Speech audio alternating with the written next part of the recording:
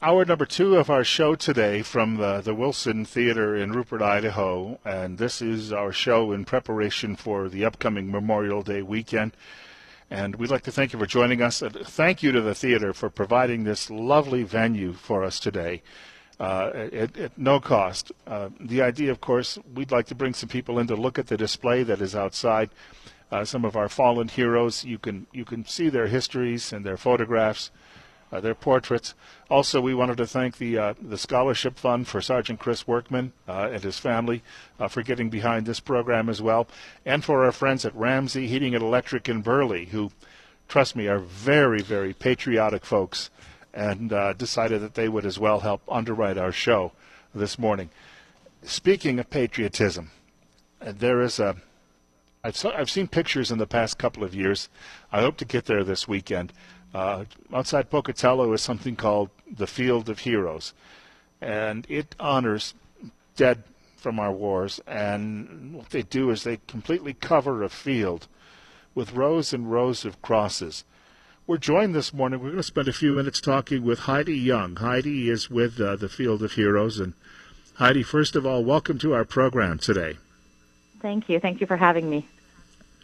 Tell me a little bit about this. I was under a slight misunderstanding. I thought that the 6,800 crosses that were set up were for all those folks from Idaho who had fallen in American wars, but that's technically not true. This is related just to this century, right? It is. Well, it's actually just for what it is. The Field of Heroes is a one-of-a-kind tribute to every service member who has died in Iraq or Afghanistan since 9/11, and this is from California to New York. And so we celebrate the lives and honor the legacy of those who have died fighting the global war on terrorism. We mentioned the number, the actual coming up on 7,000 now. Is a staggering toll. How long does it actually take to set all of this up? It usually takes us about 4 days. We started yesterday morning at 9 o'clock in the morning. We were there till about 9 o'clock at night. Last night we had a group that showed up about 8, and they worked for about an hour. And then we start up again this morning at 8. We plan to go till about 8 o'clock tonight, today, tomorrow, and Thursday.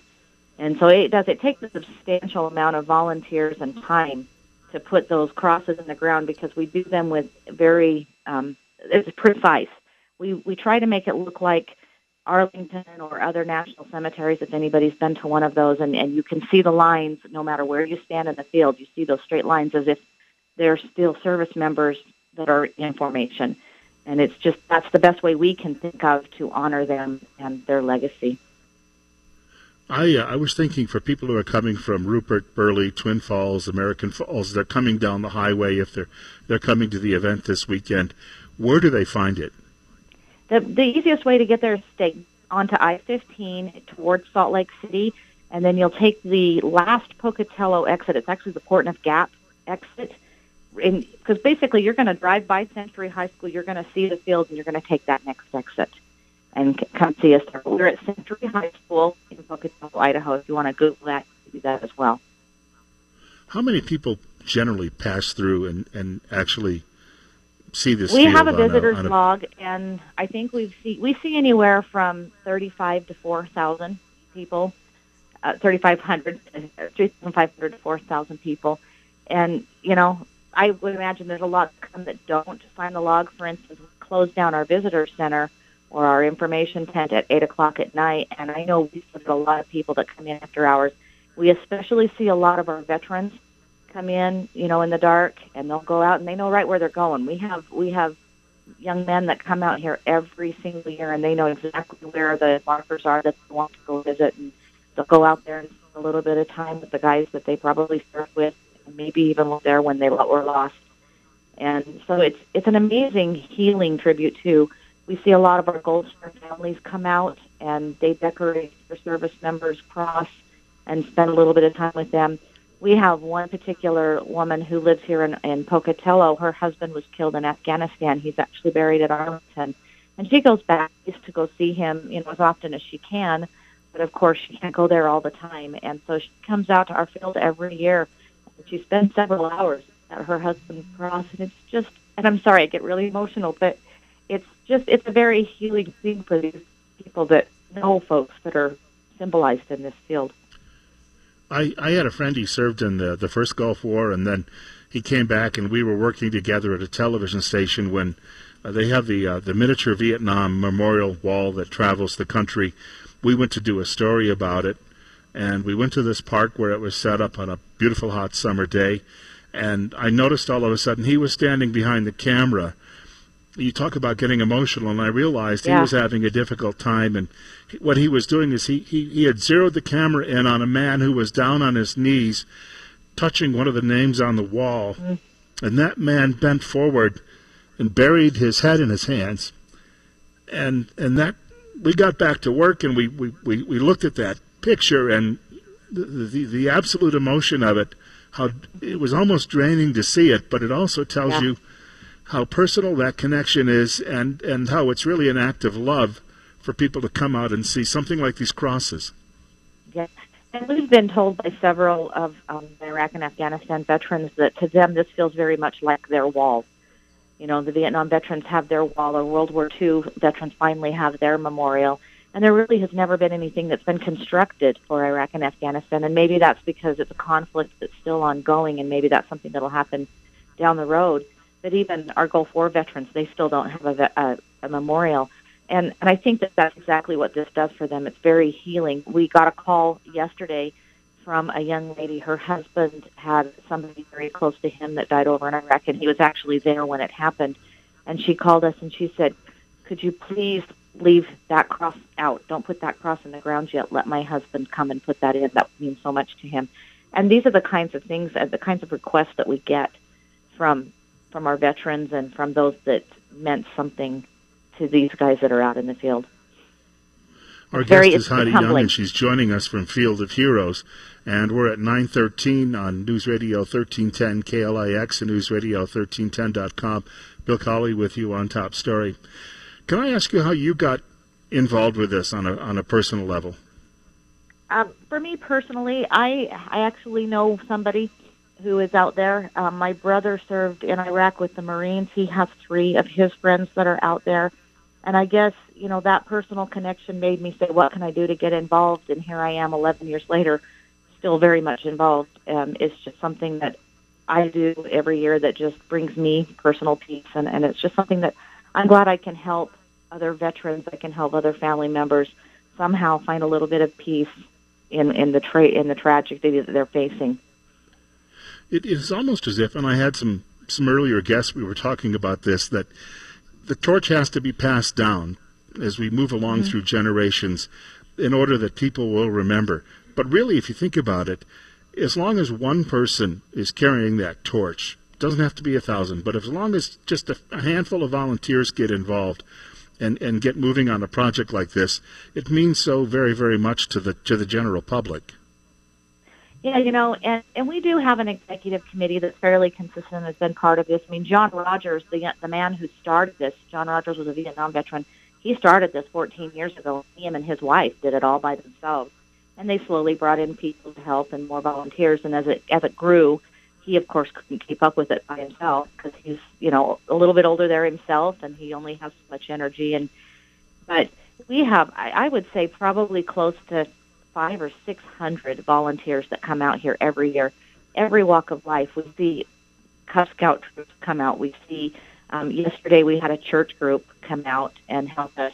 We've seen at Lions Clubs coming out tonight. They're going to provide dinner for our volunteers that are out there on the field.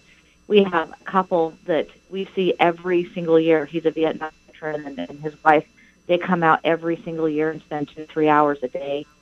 They're helping us from the minute we're there setting up till the time we take down on the Tuesday after Memorial Day, and everything in between. We see business folks come out here on their lunch break because we feed our volunteers lunch, so they'll come out there, you know, work on the crosses for 30, 45 minutes, grab a sandwich, and head back to work.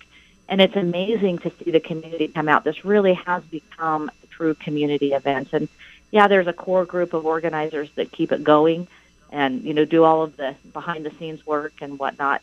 But it really is volunteers that come out and help us that make this happen every year because, you couldn't do it with anything less than 300 people, honestly, in 4 days. I should point out it's likely the biggest volunteer event then in the Pocatello area on a yearly basis. Quite possibly. I mean, I haven't crunched the numbers, and some other groups do, but I would say that it's definitely among the top of them for sure. And people are likely coming from as far away as Salt Lake City to actually see this. They are. We in our guest book, we've been able to get credit for 26 of our 50 states for folks that have come to visit. Now, I'm not saying somebody drove all the way from Wisconsin to see it, but they were in the area at the time and they stopped and seen it. So this is something that's been seen by many people throughout our country. In fact, 5 years ago, NBC Nightly News even sent a crew out and did a story on it, and we were on the NBC Nightly News, which that was kind of a thrill for us to be seen on that stage. Well, I don't mean to throw a damper on this, but now that it's been on network TV, do we have to be concerned that the ACLU will show up and tell you can't put these up?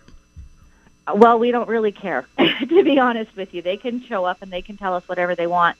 At the end of the day, the crosses are not a religious symbol for us. They are simply a marker. You drive down any highway in America, you're going to see crosses. Somebody was killed in an accident. The cross for us is kind of a universal symbol that just says this marks somebody who died.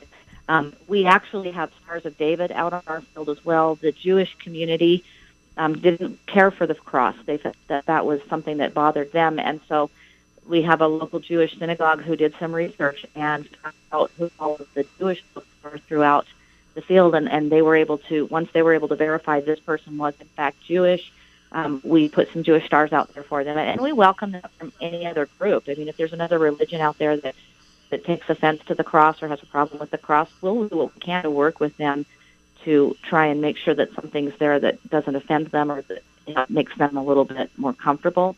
Because the cross for us is not a religious symbol; it's simply a marker. Having said that, there are some people that like the cross for that religious reason too, and that's very personal to them. Well, Heidi Young, I want to thank you very much, and I hope to get out there over the course of this weekend. I've seen photographs, and it just blows me away to look at the photographs. I can only imagine that in person I'll get the same reaction. And we would invite anybody from anywhere to come and look at it. If they have more questions on it, they can go to our Facebook page. Just type in Idaho Heroes Memorial. We have a Facebook page there like that. There's pictures from years past. Kind of gives you an idea of what's going on out there. It'll also have a full rundown of all of our events. We have a dedication ceremony on Friday morning at 10 a.m. and several things that are going on, including like a run to remember on Saturday.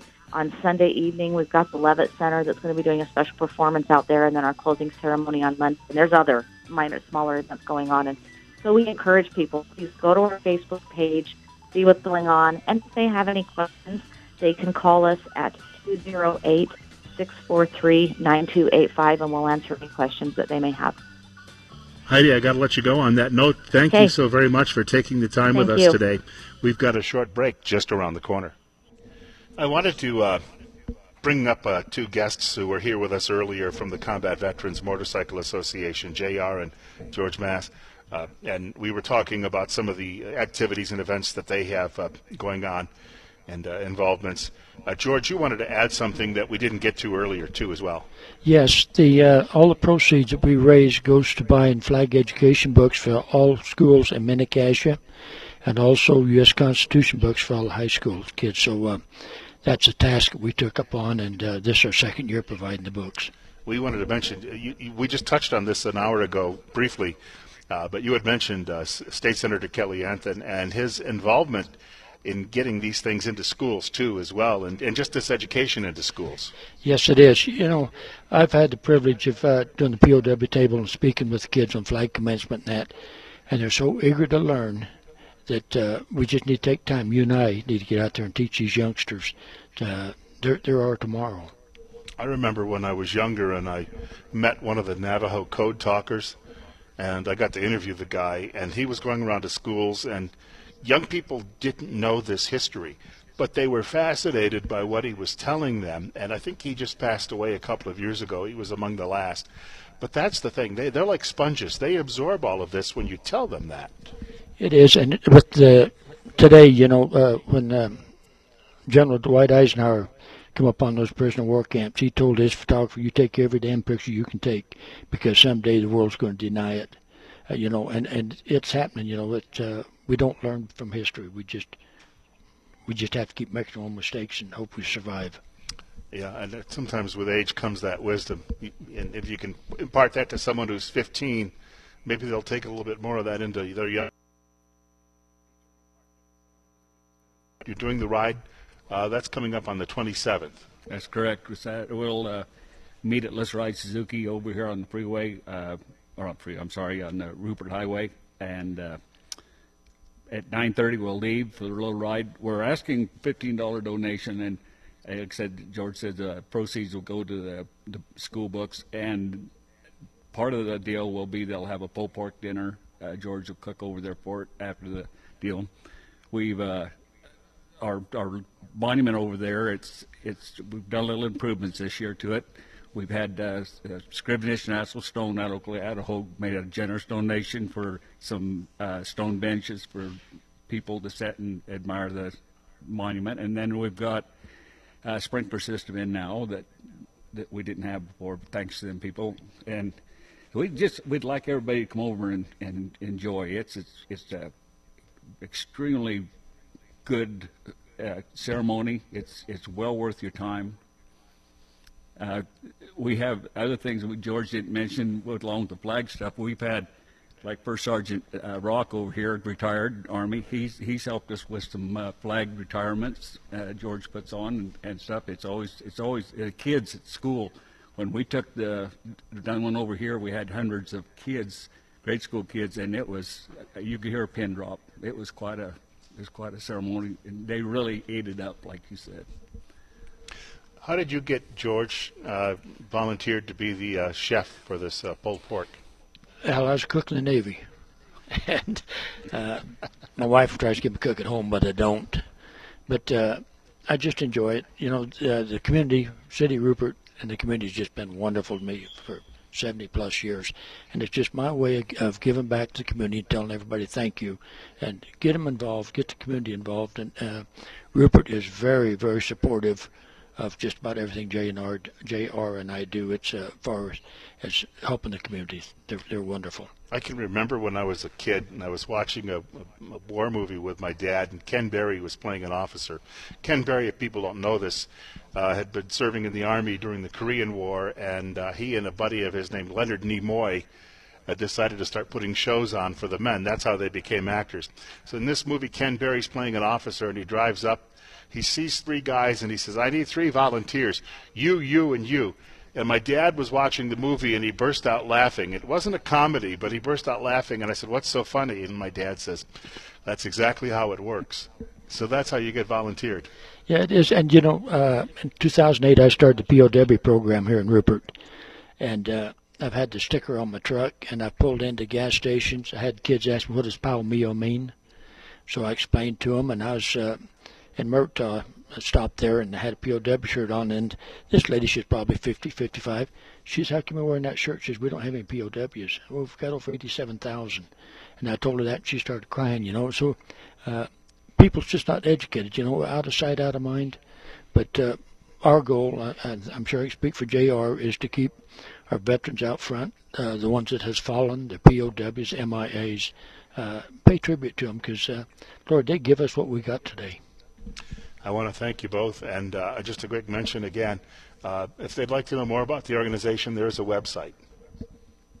Yes, sir. There is Combat Veterans Motorcycle Association. There's a part you can go on to, and it'll explain everything, why, how to join if you're interested. That for the younger folks coming home, and if they have combat experience and they know how to ride a motorcycle. We should probably tell anybody out there, before you ride the bike, you should get a few lessons. There's some training involved. Yeah, and if I may, I think the Combat Veterans has the supporters, too, that somebody that hasn't been in the service can also join as a supporter.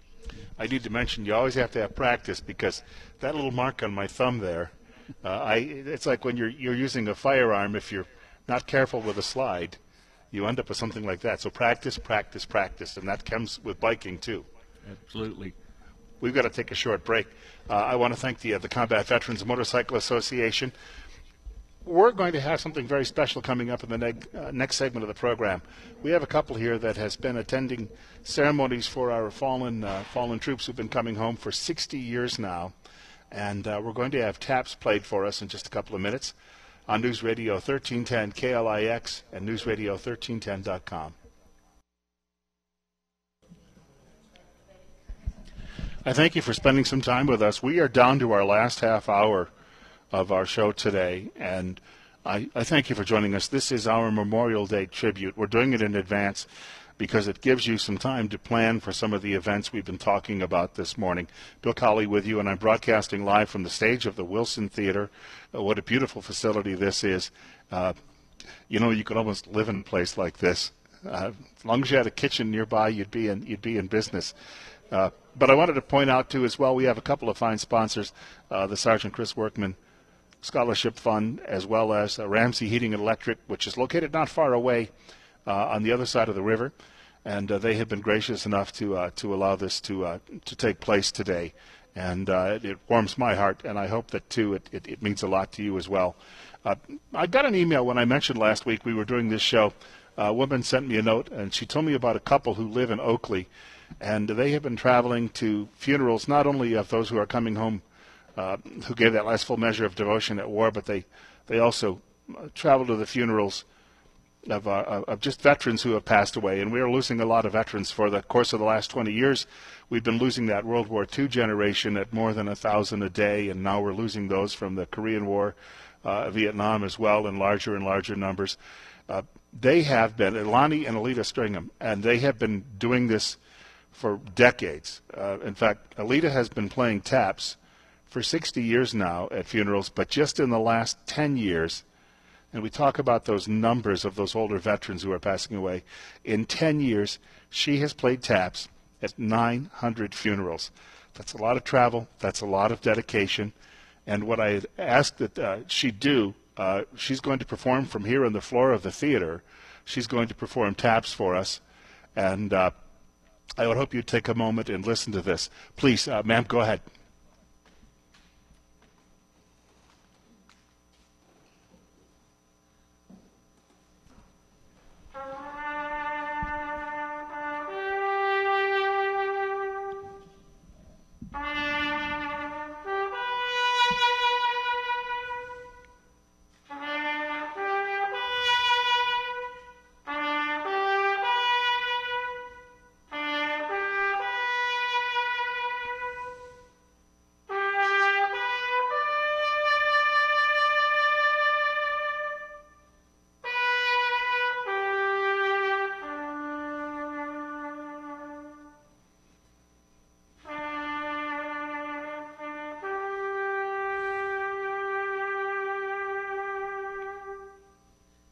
Thank you very, very much.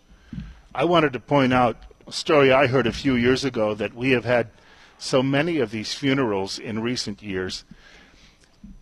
There are so few people still available who can actually play taps that at many of the funerals that are taking place across the country, the trumpet actually has the sound already built into it.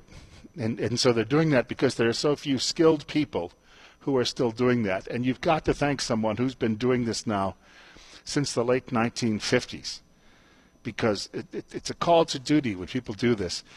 Alita also provided me with the words to taps, and I'll share these. Day is done, gone the sun, from the lakes, from the hills, from the sky. All is well, safely rest, God is nigh. Fading light dims the sight, and a star gems the sky, gleaming bright, from afar drawing nigh, falls the night. Thanks and praise for our days, neath the sun, neath the stars, neath the sky. As we go this we know, God is nigh.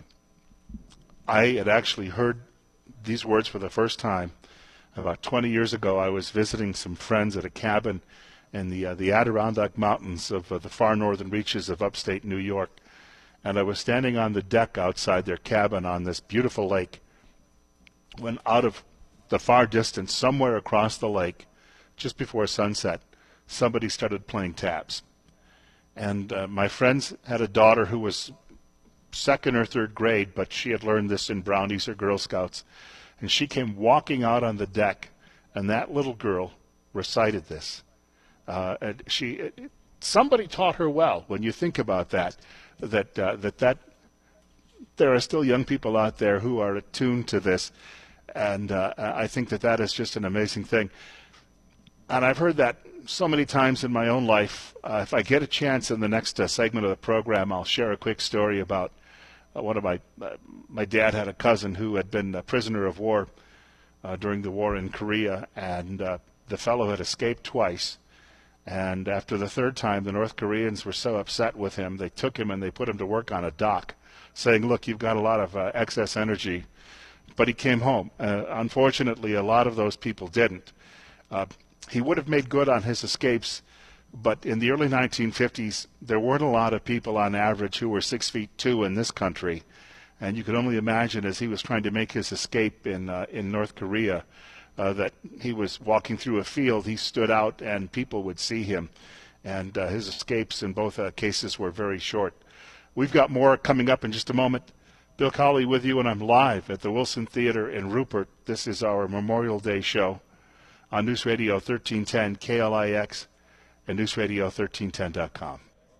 I wanted to mention tomorrow morning, if you're tuning in, we hope to have either Dr. Jonathan Tripp or one of his associates from Tripp Family Medicine between 8:30 and 9 o'clock. We talk medical issues on Wednesday mornings during that time slot. It's called Better Health with Tripp Family Medicine. Dr. Tripp's office is still looking for new patients and often can see you on the very same day if you're a patient and you call in the morning with a medical issue. The doctor's office is also offering vaccinations, inoculations to both adults and children. And we should remind you, the office is located on Fillmore Street in Twin Falls, directly across from the main post office, just a few blocks from Costco, where I know the doctor and sometimes his staff go for lunch because I've seen them there. And just to also remember their great slogan, life's too short not to feel good. We are wrapping up. We're down to a few minutes left in the course of this program today. We are live at the Wilson Theater in Rupert, the beautiful Wilson Theater. I wanted to point out, if you're coming here for the next several days, or you come in for the next several days, there is a display in the lobby through Memorial Day, and that's to the fallen. And you will see portraits and photographs of these brave men and women who gave that last full measure of devotion for this country. And I'd highly recommend that if you have that opportunity, you do it. And really, we've been telling you about all of these events that are taking place over the course of this weekend, this long weekend. Look, no one's going to give you a hard time if you go to the mall or the movies or you go to a barbecue. But at some point, we mentioned earlier just this thought that they've got some national folks have tried to start a program where if you can't spend a lot of time at an event, at least stop at a cemetery and decorate one of those graves with a rose. Just a simple single rose. That's all you would have to do. I wanted to mention this. Anna Workman sent this my way, and I printed this out, and I wanted to share it with you. There's a prayer attached too, and I think it's important for everyone to remember it. But she wanted to point out the Memorial Day holiday marks the first long weekend of the summer season. And most Americans look forward to that weekend in which families do fun activities. They travel, they enjoy food, family, and fun. Yet for a select few families, the holiday is not usually a happy one. It is the stark reminder that a family member has been lost in battle in some faraway place.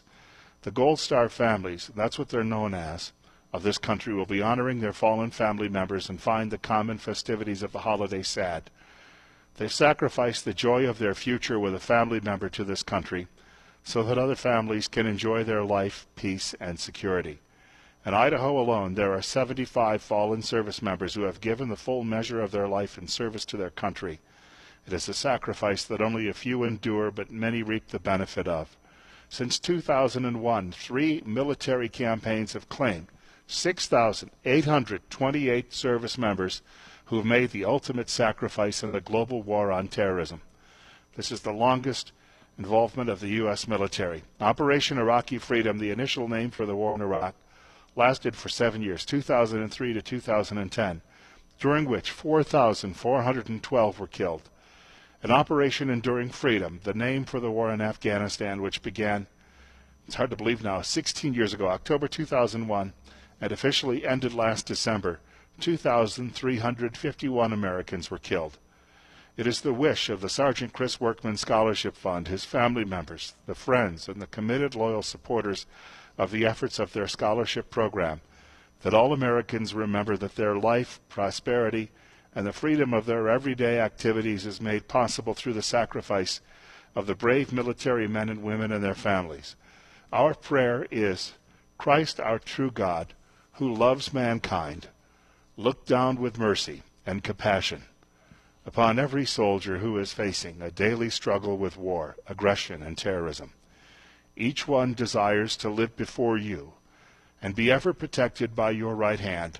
Preserve them, we humbly pray, and watch over them every given hour. Guide their steps. Give wisdom and discernment to all who are in leadership, that your will may prevail, and that they may return safely to their homes and loved ones. We beg you to hear the cry coming from our hearts. Dear Lord Jesus Christ, we know that we are surrounded by many dangers. We are frightened as destruction, pain, and death seem so near. We hurt with those who are hurting and grieve with those who grieve, whether on the battlefield or in their homes. Draw us closer to you, we pray. Thank you to all who joined us today, and that from John and Anna Workman. And Anna, thank you so very much for making this program possible, along with Ramsey Heating and Electric and the good folks here at the Wilson Theater in Rupert.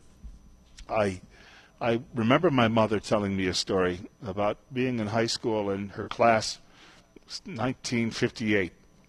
And they saved up their money and they took their senior class tour to Washington. And my mother was telling me stories about the trip and how much fun they had. And I must have been 12 years old. And she was explaining that they got to visit museums and various places. And then she told me about the day they went to see the Lincoln Memorial. And you got to remember, in the late 1950s, that was still a relatively new memorial. There's a story out of World War II where somebody accidentally fired one of the guns. They had guns all over Washington in case the city came under attack, and the facade of the Lincoln Memorial was actually damaged. The memorial was only open about 20 years at that point. My mother and her classmates, they walked up that long, long stairway, and she said, something happens. All of these kids, 17 and 18-year-olds, are gossiping as they walk up the stairway. She said, then you suddenly hit those columns and you walk into that open area where there is the statue of President Lincoln. Dead silence. Just absolutely dead silence, she said, went over them, because it's so breathtaking and there's so much in awe. I've been there a few times myself since then, and as I say, the last time I went to Washington 4 years ago, this Memorial Day weekend, we came walking from Arlington Cemetery across the bridge. You pass the lions and the other decorations that they have as you come up from the backside of the Lincoln Memorial. And we came walking around. We turned left, and there are motorcyclists from all over the country who come to Washington for this coming weekend. We walked around the corner just as they were taking a group photo. Imagine how long that stairway is and how wide that stairway is. I still have that photograph. They took up every spot on that stairway. We walked up just as that photograph. And meanwhile, I was fumbling for my cell phone camera so I could snap a picture too as well. After getting the pictures, we went inside to take a look, and I was with an old girlfriend at the time. She had never been there, and we walked inside, and she was in awe as well. And then I walked over and I took a photograph of the inscription, which is, somebody who was a good stoneworker actually did this, but it's the actual Gettysburg Address is on the wall for those of you who visited. You can literally stop and read it, and people stop, and you see tourists from all over the world who are reading those words, which are still among the most important words. Probably never, I should point out, not only in the English language, but they may be among the most important words ever written in world history. And I brought those along today as well. I have some photographs of that actual relief on the wall, too, that I keep. While we were there, you've seen how these flash mobs will sometimes break out and they'll sing. Well, while we were there, some young woman just stopped and started singing, and everyone went quiet as well. I mean, it was packed that day, being it was the Saturday of Memorial Day weekend. But again, dead silence as this woman sang the national anthem. But I brought with me a copy of the Gettysburg Address today, and I also wanted to recite that as well. You remember that even after the Battle of Gettysburg, which was the high watermark of the Confederacy, that this whole notion, this whole ideal of the United States of America was still in doubt. No one knew that it was going to succeed, and you still had a large part of the country in rebellion. The Battle of Gettysburg alone had taken, tens of thousands of casualties, and this was not uncommon during the course of that war when you had no way to fight the infections, and surgery at the time was limited and quite primitive on the battlefield. So Lincoln traveled by train to Gettysburg, which was not a long trip from Washington. And you've heard the story that he scribbled this on a paper sack. It turns out that's more myth than truth. And he had actually been planning this speech for quite some time and working it out. The keynote speaker that day talked for more than 2 hours, which was common in that era. Lincoln talked for just a couple of minutes. And the Democrat-controlled newspapers in the country said it was a terrible speech, not long enough. The Republican papers praised it, but most people at the time didn't pay a lot of attention to it.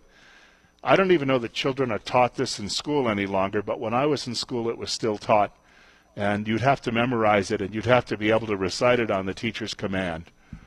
And here it is. These words on a November day, a brisk November day in Gettysburg, Pennsylvania, months after the battle. Many of the corpses of the dead were still lost in the field. Lincoln stepped forward, and remember, it was so brief that a photographer was taking his time setting up, and by the time he actually got a photograph of the president was walking away from the stage. But he spoke these words: 77 years ago, our fathers brought forth on this continent a new nation conceived in liberty and dedicated to the proposition that all men are created equal. Now we are engaged in a great civil war, testing whether that nation, or any nation so conceived and so dedicated, can long endure. We are met on a great battlefield of that war. We have come to dedicate a portion of that field as a final resting place for those who here gave their lives, that that nation might live. It is altogether fitting and proper that we should do this, but in a larger sense, we cannot dedicate, we cannot consecrate, we cannot hallow this ground.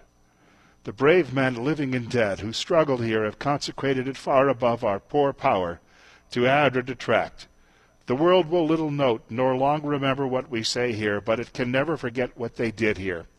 It is for us, the living, rather to be dedicated here to the unfinished work which they who fought here have thus far so nobly advanced.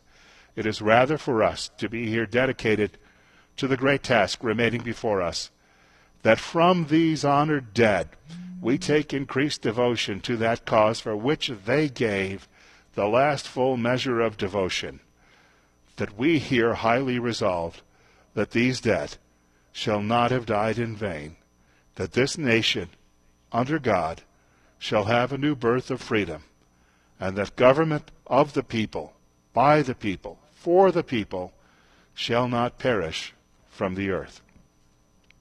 Not long after the war, Memorial Day ceremonies became common around the United States. There are two, if you didn't know this, there are two communities in America that claim to be the birthplace of Memorial Day.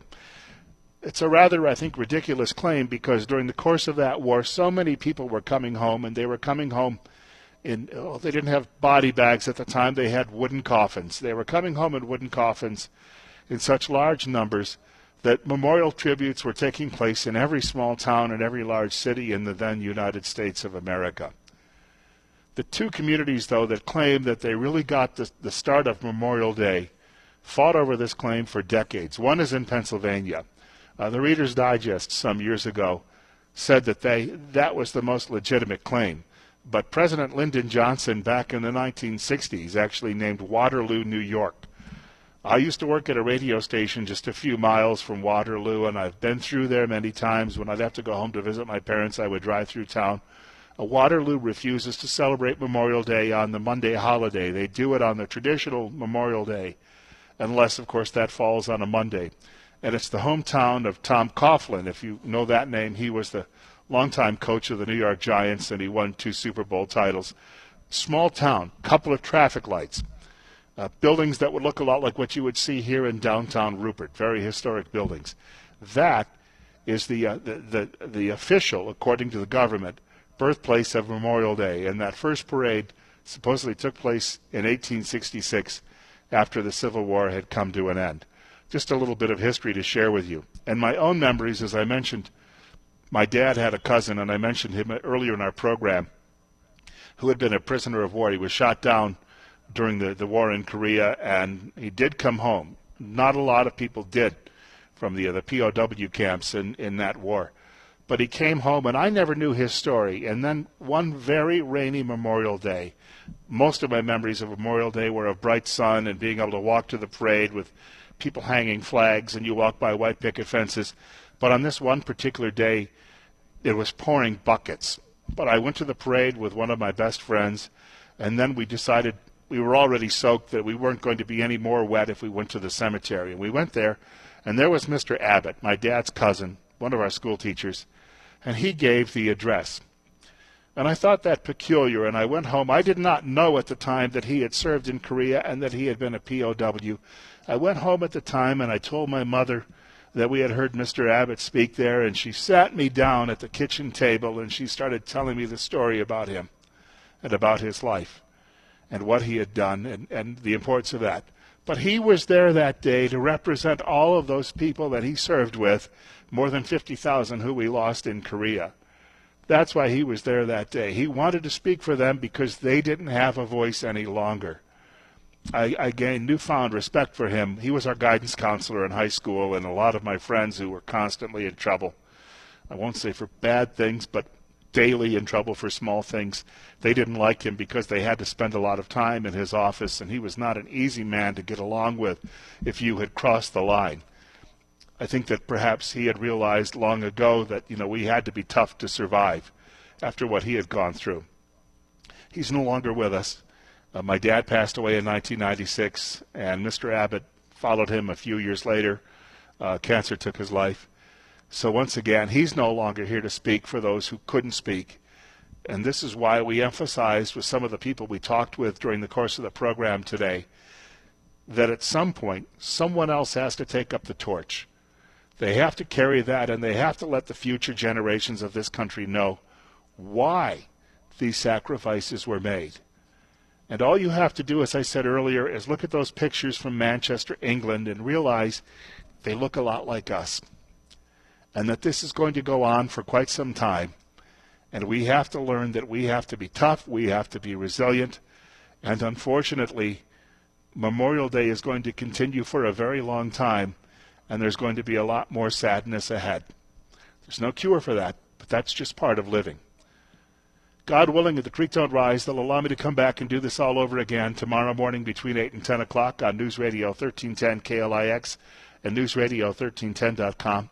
Bill Colley with you this morning, of course, and I want to thank the Wilson Theater here in Rupert, as well as the Sergeant Chris Workman Scholarship Fund and our friends at Ramsey Heating and Electric for making this show possible today. The Rush Limbaugh program is up next following Fox News.